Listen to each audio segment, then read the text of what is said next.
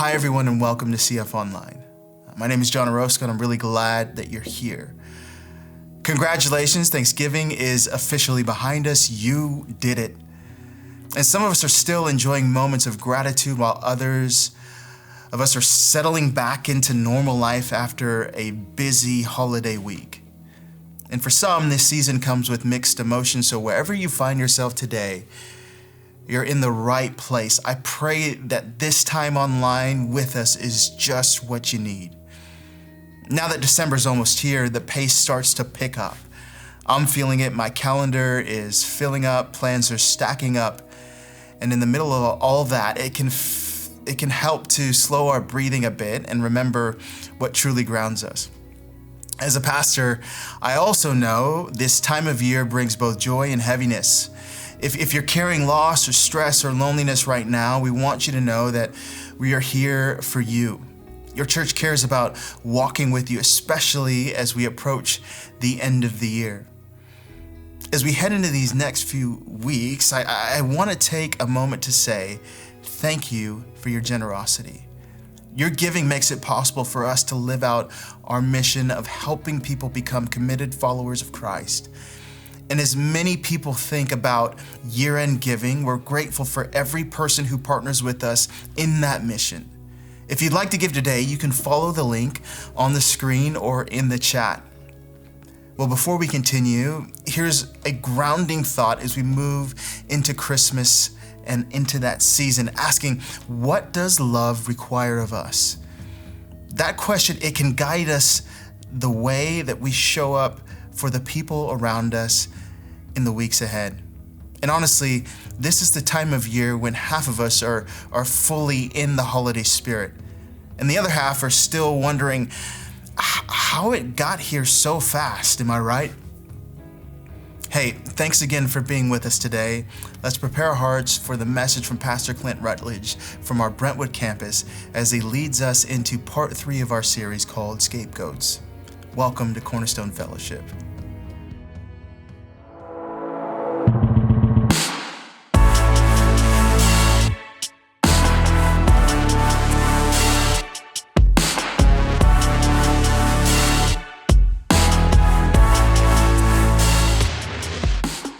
Have you ever been blamed for something that you didn't do?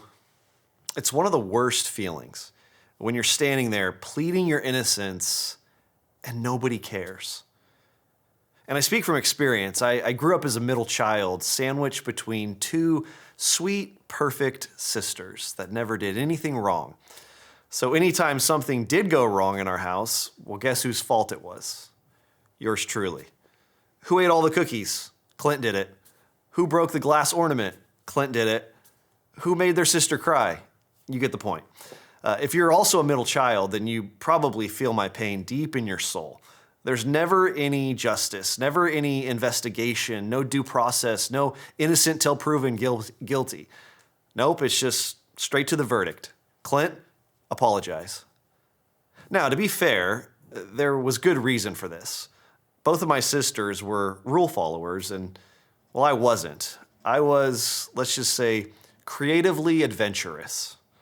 So honestly, probably 95% of the time, it actually was my fault. But that other 5%, oh man, that 5% was infuriating. Because there's nothing worse than being blamed when you're innocent. But what if I told you that idea, that the innocent one is blamed, is actually central to the story that saved the world?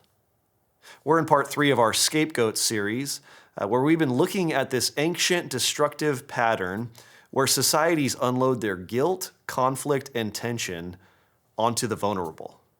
We call this a scapegoat. And this isn't just reserved for ancient history or extreme cases or middle children. We still see this today with anyone who finds themselves disadvantaged within a group. We've talked about that at length in part 1 and 2 of this series. But today, we finally get to talk about the solution.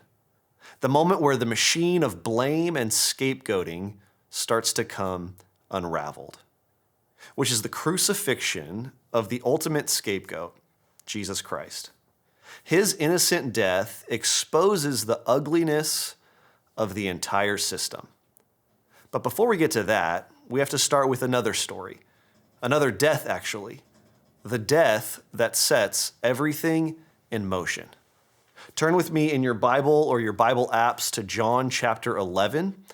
John is in the New Testament. It's the fourth book. It goes Matthew, Mark, Luke, and John in our New Testament. We're going to start in verse 47, which is shortly after Jesus has performed one of the greatest miracles of all time, where he raised his friend Lazarus from the dead. A miracle that you would think would have caused like universal celebration, but instead, to those in power, they saw it as a threat. And this is where we're going to pick up our story in verse 47. It says, "Then the chief priests and the Pharisees called a meeting of the Sanhedrin. 'What are we accomplishing?' they asked. 'Here is this man performing many signs.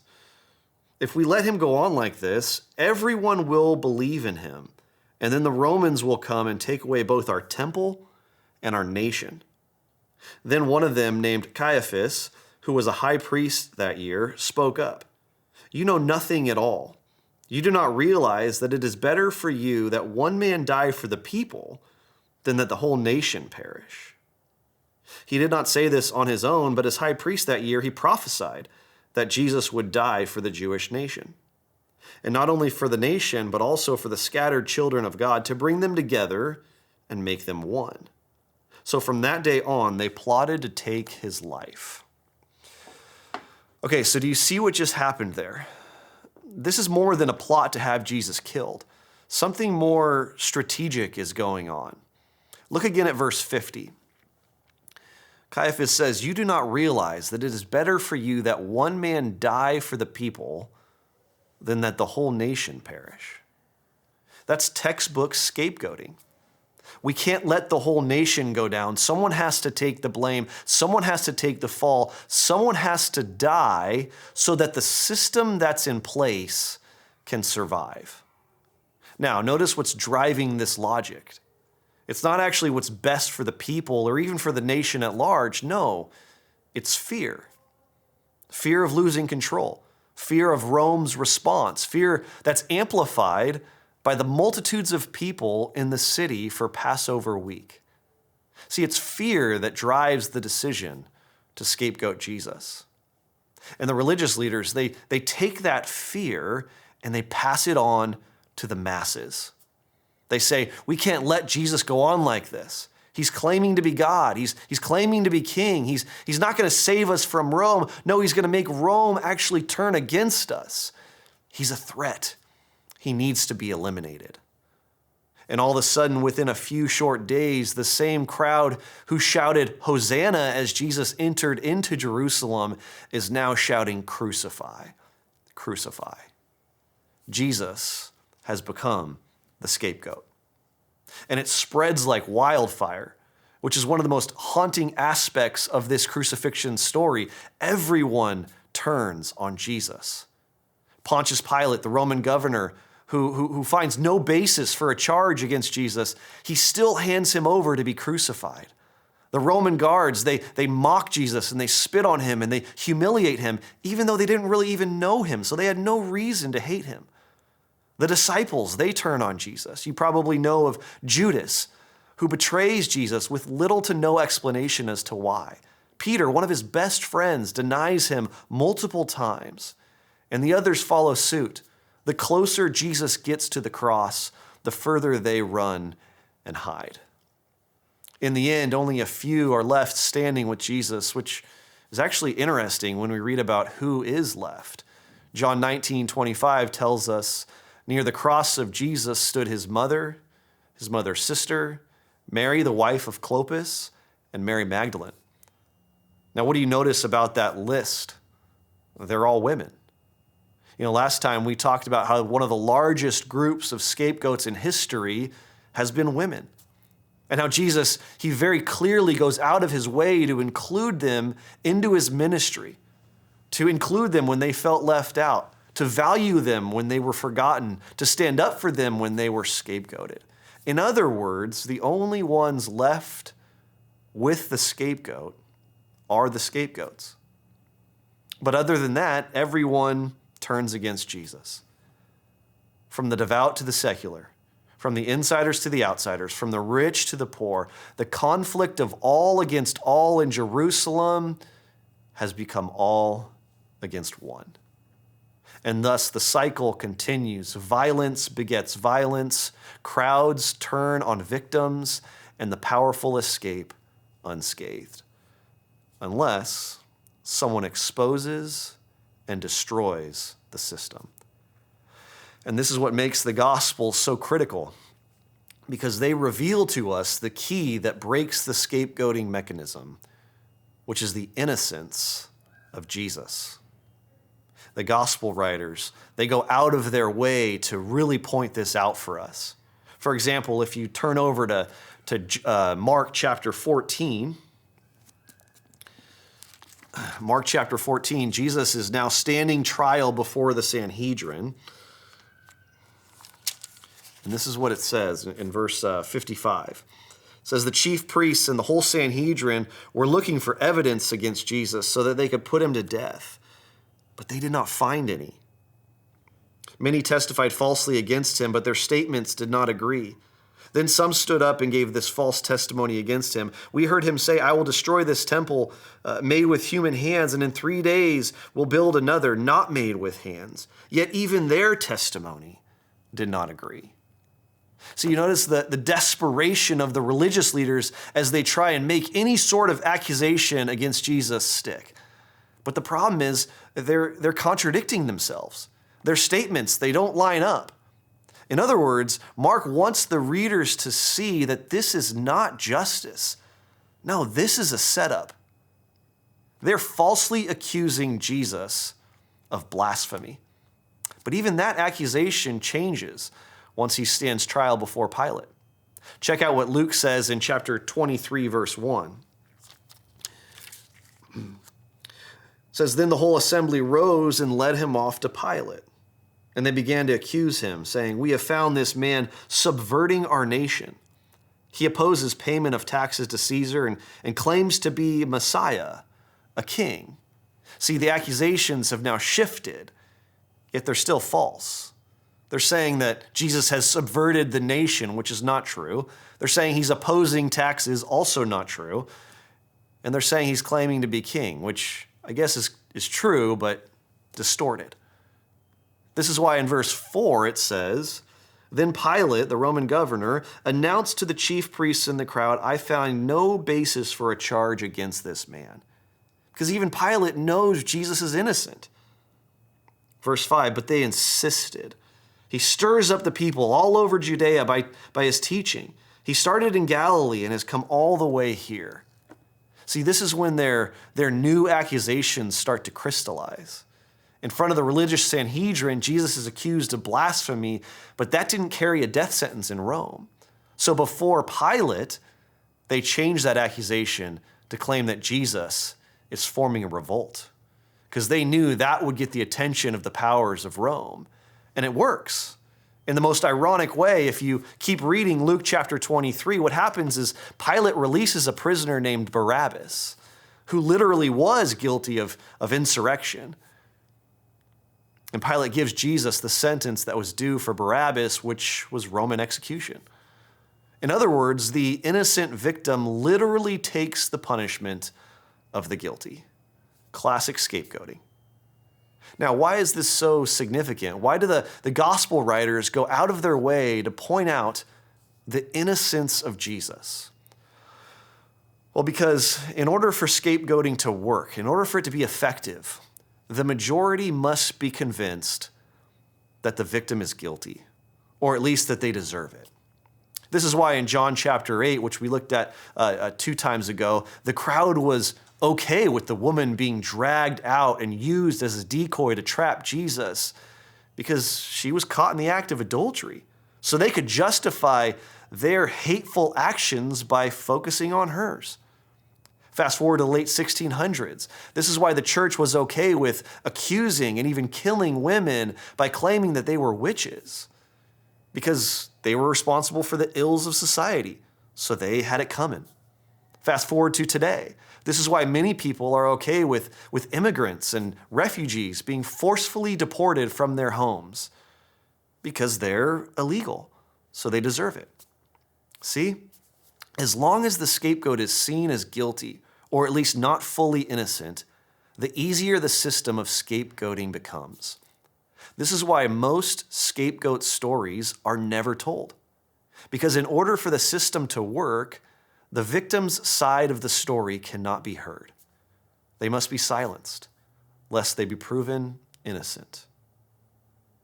But the Bible, especially through the life and ministry of Jesus, does not silence the victims. No, it tells their stories. It reveals their innocence. And Jesus being proven innocent is the pinnacle of this revelation. It's when the entire mechanism of scapegoating is fully exposed.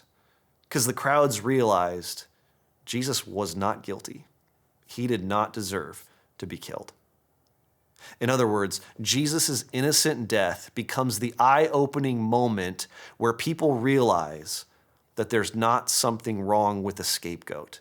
No, there's something wrong with the system who has to create scapegoats in order to survive.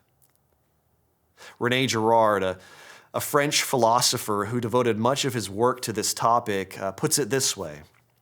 He says, once understood, the mechanisms can no longer operate. We believe less and less in the culpability of the victims they demand. Deprived of the food that sustains them, the institutions derived from these mechanisms collapse one after the other about us. Whether we know it or not, the Gospels are responsible for this collapse. In other words, on the cross, Jesus becomes the ultimate scapegoat in order to expose and bring down the system of scapegoating. Now, this is the part of the sermon where I need to press pause and pull the car over, if you will, because this is where following Jesus becomes extremely uncomfortable and challenging. So if you need to get out, that's understandable. So here's the deal. As Jesus' followers, as his disciples, we need to understand that what Jesus modeled becomes our mission. We become people who identify innocent victims of blame and scapegoating in our world today. We become people who hear their stories and help proclaim their innocence in order to expose and even end systems of scapegoating around us, even if that means we become the scapegoat. See, that's the formula that was set forth before us in the life of Jesus and in the writings of the New Testament. That's the formula that actually saves the world, not from divine punishment, but from ourselves, from the systems that we've created and participated in that oppress, hurt, and destroy vulnerable people.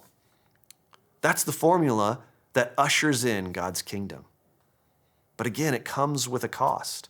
Followers of Jesus have to be willing to resist power and control and comfort in order to stand with the powerless.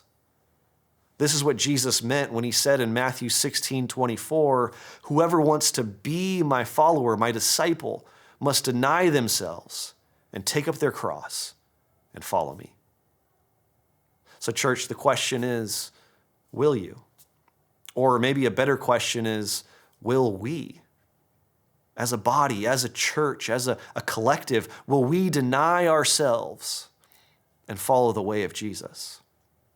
Or will we follow power to protect our comforts?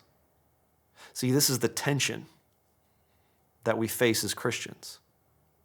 New Testament scholar and author Jennifer Garcia Bashaw, who wrote the book called Scapegoats, which we've been kind of referring to throughout this series, she says this. She says, the goal of our redemption and sanctification is to move from identification with those who crucified Jesus to inclusion of those to whom Jesus ministered. Now, that's a pretty simplified formula for how to follow Jesus. So let's kind of talk about those two aspects and what that might look like for us today. Beginning with that first part, identification with those who crucified Jesus. That's step one. We got to become aware of and admit to our participation in the same broken systems that killed Jesus. Remember back when I talked about everyone's hands being dirty in the crucifixion? From the religious leaders who initiated the whole thing, to Pilate, who knew of his innocence but still didn't defend him, to the Roman guards who didn't really have a reason to, but they mocked him and humiliated him, to the friends of Jesus who betrayed and denied him, to even the followers who ran away and hid in order to protect themselves. See, we have to look at that story and ask ourselves, both individually and as a church, when have we been guilty of those things? Not directly with Jesus, but with people being victimized and scapegoated and outcasted today. When have we turned a blind eye just to protect ourselves? Or worse, when have we participated in the scapegoating? Or led the charge against someone who didn't deserve it in order to preserve power or comfort or a sense of control? When have we ignored the issues that others face or ran from problems in order to not have to face them ourselves? See, these are the hard, the uncomfortable, but Christ-forming questions that we must ask ourselves as we seek to follow the way of Jesus. Professor and author J. Denny Weaver says it this way. He says, in the drama of salvation, we need first to identify with sin. And that identification is more than abstract confession of sinfulness and guilt. In particular, he says, we need to acknowledge our enslavement to the powers that killed Jesus, to confess our place on the side of those who oppressed the reign of God. That's step one. We have to honestly reflect and then confess to the moments when we acted like those who condemned Jesus. Now, after we've done that difficult and challenging step, then we move to step two, which is to become includers of those to whom Jesus ministered to. The poor, the sick, the silenced, the outsider, the marginalized, the vulnerable, the forgotten, the powerless, the ones labeled sinner by society's standards. We become radically inclusive to the people that are most easily rejected, which is why inclusion is one of our core values at Cornerstone. We want to include all people, especially those who might be scapegoated. And this is so clearly modeled for us through the example of the early church. In Acts 3 and 5, we read about early Christians healing and caring, particularly for the sick and impaired. In Acts 2, 4, and 6, we read about how Christ followers raised the positions of the poor by sharing possessions and caring for everyone as they had need, to the point where there was no needy persons among them. In other words, everyone was equal. Everyone was dignified. Everyone had enough.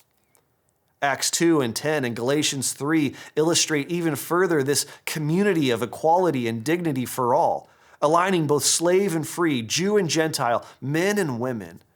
No more hierarchy, no more superiority, no more us versus them, no more blame. Then in Romans 16, Paul writes about women in particular who became a driving force in the early stages of Christianity, serving as teachers and deacons and apostles, despite the very patriarchal world that held them back. In other words, the earliest followers of Jesus, they imitated the radical inclusion and hospitality of Jesus himself. So with that in mind, the question I have for us is this: who would Jesus go out of his way to include if he were living in our world today? Let me say that again. Who would Jesus go out of his way to include if he were living in our world today? Would it be the poor person on the side of the road that makes too much of a mess? Or perhaps the minority group that's mislabeled as dangerous or violent or untrustworthy? Would it be the women who are told that they're not good enough or not supposed to pursue their God-given calling or passion or position because it goes against some established order? Would it be kids or teenagers that are sometimes blamed for being too lazy or too sensitive or too careless, when in reality they're just responding to the world that was handed to them, carrying the blame for issues even though they lack the authority to make changes? Church, who would it be? Who would Jesus gravitate towards and stand up for in our world today? What about in your family? What about in your friend group? What about in your workplace? What about at your school? Would it be that wayward sibling that everyone's written off, even though no one has taken the time to hear their story and give them another chance? Would it be the employee with a disability who's blamed for inconsistent productivity, even though they work just as hard as everyone else? Would it be your kid's teacher who works on limited resources and pay, yet often takes blame for not communicating enough or caring enough or poisoning kids' minds when they're just trying to do their job? I mean, I could go on and on with examples, but the question remains, who would Jesus go out of his way to include if he were living in our world today? That's the question that sits at the heart of the Christ follower. That's the question that ought to keep us up at night, that ought to drive our decisions, dictate our direction. That's the question that the cross demands we ask. Will we be a people, a church, that goes out of our way to stand with the people that Jesus stood up for? I'll close with this story. Remember earlier when I told you I wasn't exactly a perfect kid growing up? Well, in 6th grade, I have a memory that still haunts me to this day. My friend Evan and I, we thought that it would be hilarious to crawl around on the floor in class during a movie and tie kids' shoelaces to their desks. I know, crazy. The plan was, when the movie ended and the lights flipped on, everyone would stand up and then chaos would ensue. And that's exactly what happened, except one kid actually tripped over his desk and got hurt like pretty bad. So Evan and I got sent straight to the principal's office. But when we got there, something I never expected happened. The principal walked in and said, "Hey guys, I just talked to Chad, and he admitted to doing the prank. And he said that you guys were not involved. Sorry for the misunderstanding. You can go back to class." Now, needless to say, I was stunned because Chad had nothing to do with the prank. So in that moment, I had a choice. Do I tell the truth and take my responsibility? Or do I stay silent and let Chad carry the blame? Well, before I tell you what I did, let me tell you a little bit about Chad. He was kind of a weird kid. Quiet, kept to himself, a little awkward, very easy to overlook. Chad didn't have a lot of friends. In other words, he was the perfect kid to become the scapegoat, to take the fall. So regrettably, I stayed silent. I didn't defend Chad. I didn't speak up. I just let him go down. And he did. Innocent, misunderstood Chad got suspended for something that I did. Now, that was 30 years ago, and this is the first time I've ever told that story publicly, so I'm not sure if I can still be held accountable for my actions.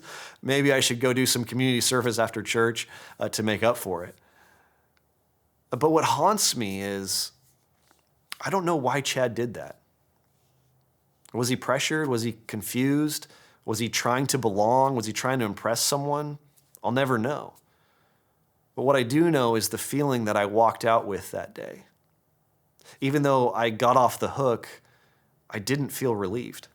No, I felt awful. I hated the version of myself that walked out of that office. I hated knowing that someone innocent, someone already excluded, someone already on the margins suffered for something that I was guilty of. And see, that's exactly the world that we've been talking about in these last 3 messages. A world where vulnerable people get blamed simply because they're different, or because they're quiet, or because they can't fight back. Because it's easier for the crowd to point a finger than it is to face the truth. But when we look at Jesus, we see something different. We see someone who steps between the crowd and the condemned. Every single time, Jesus stands up for people like Chad. So this week, this month, this year, let's be more like Jesus. Let's be a church that stands with the Chads of this world, even if it means standing up to the bullies like 6th grade Clint. Let's stand with the scapegoats. Let's be people who say, not on our watch. On our watch, you're loved. On our watch, you're included, you're dignified, you're seen, you're protected. On our watch, you belong. On our watch, the vicious cycle of scapegoating comes to an end. Let's pray. God, this is my prayer, that on our watch, as Christ followers, living where we live, in the time that we live in, that we would stop being silent and start standing up for the people that cannot stand up for themselves. This is perhaps the greatest calling of the Christian. So may we not ignore it. May we hear the knock on our doors. May we see the victims around us and do what we can to stand up for them and to stand with them and to listen to them and to hear their stories and to give them dignity and hope and protection when they need it. Holy Spirit, give us the strength, give us the courage to do this. It's my deepest prayer. In your name, amen. Well, thank you so much for being with us today, and thank you, Clint, for the message. Yeah. It started off with, such good, deep thought. And a lot of these things we know, but they bear repeating. You talk about how what is central to the story of our faith, of who Jesus is that the innocent one blamed became central to what it took to save us. Mm-hmm. And I'm just going to be thinking about that a lot, how Jesus would constantly flip things that were meant to dismantle or destroy, and he would use those things to illuminate something that's broken in this world. Mm-hmm. That was so good. Mm-hmm. You also mentioned about this concept of fear and how there's this thing that we can pass on to one another to create a sense of fear that gives people this name, scapegoat. Like, how do we know what we're passing on to other people? How do we know if we're perpetuating the cycle of scapegoating another person? Usually there's fear involved, so we could ask ourselves, like, are we trying to protect something, whether it's our comfort? It's usually comfort, unless we do have power. If we're in a position of power, I would definitely want to have accountability around me that are people I trust and love, that are able to call something out where I might be misusing my power to hurt other people or to keep other people down. Yeah. Because I'm afraid of losing influence, power, status, anything like that. And so I think that there's, setting up those accountability checks could be one way to do that. Because I think, you're right. Like, we can't always just self-identify when we're doing this. Yeah. But like the story I told with Chad, I knew what I was doing. I knew in that moment that if I didn't say anything, Chad would just take the fall and take the blame, and I was okay with that. And so sometimes it's just looking in the mirror and saying, just doing a heart check and saying, is there anyone in my life right now that I might be stepping over or stepping on so that I can get something, and they're taking sort of the blame or the brunt or the consequence or whatever of something that I shared in. Yeah. What is it that you think we're avoiding by just stepping over? Is there something that we just would rather look away from, or some responsibility that we'd rather not carry? What is that thing?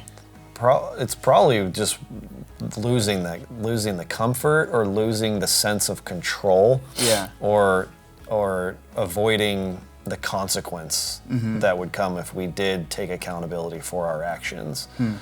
Yeah, I mean, anytime there's a scapegoat in society, it's usually to try to resolve conflict that's happening, or tension that's happening between most people. And so in Jerusalem, you know, for Passover week, there are thousands of people there for the festival. And so there was just groups that alongside each other that hated one another, that were different, and there's all this tension, all this conflict that is like sort of like boiling right there. And so it's one way that communities have traditionally resolved that issue is by going, yeah, but look at this person, and kind of shining the light on them as the problem. And then all of a sudden, like, if we disagreed on something, we can still agree that, yeah, they should be the one punished, or the one blamed, or scapegoated, I guess. Yeah. Regardless of whether or not they deserve it. But if we can convince ourselves they deserve it, then they're the scapegoat. Well, what makes it hard to be, like you mentioned community, you mentioned society, that implies a large numbers of people who all agree on a thing together. Why is it difficult to be the person who goes the opposite way or speaks up, and why is it easier to just stay silent and quietly agree with the scapegoating? Because as soon as you speak up, you take the side of the scapegoat, and there's tremendous risk that comes with that. It's the same reason the disciples didn't go to the cross with Jesus, because there was tremendous risk in saying, I know him, I'm siding with him, I'm going to stand next to him because I believe he's innocent and he doesn't deserve this. Well, they just would have been punished the same way. They just would have been hung on another, you know what I mean? Like that would have just been like, okay, you must be the same as this guy, and so you're going to also take the fall. And so we risk becoming a scapegoat of sorts if we stand with them, and that's what makes the call of Christianity so hard.